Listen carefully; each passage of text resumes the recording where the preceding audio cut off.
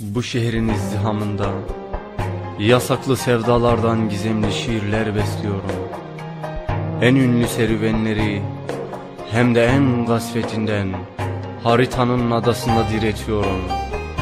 Gönlünü zorla da olsa mısralarla işgal ediyorum.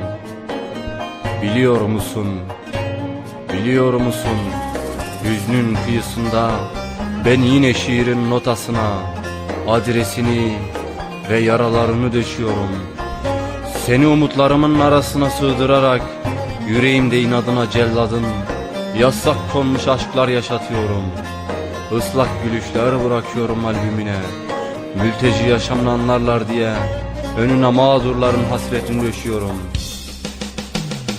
Kızıl dağlarında bir ressam gibi zerin ve maviye boyuyorum düşümün ötesindeki fotoğrafları.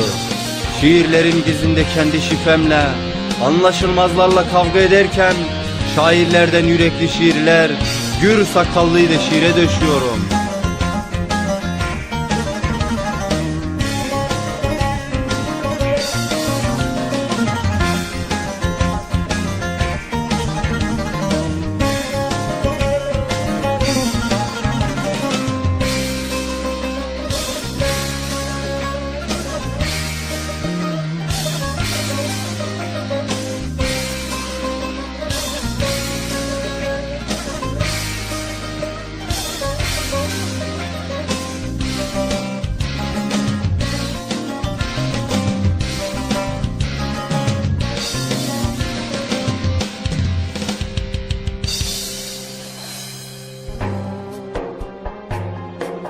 Anlamazların inadına alacak karanlıklarında şafakların nöbetindeyim. Her zaman, her an, her yerde kavganlayım.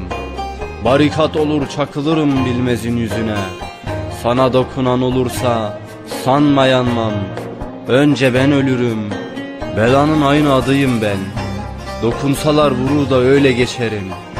Ne ordular tanırım, ne mayınlı tarlalar, ortasından vurur da öyle geçerim. Ben bu sevdayla, yaralı bir yürekle de yaşarım. Öyle veya böyle, inadına varım ya. Nerede olursa olsun, biz hep aynı türküleri yılmadan söyleyeceğiz çocuklara. Yine diyorum, şifreli şiirler ekiyorum bozkıra. Öfkeme avaz avaz şarkılarla, ihanete kurşunla, sürgüne kamçılarla.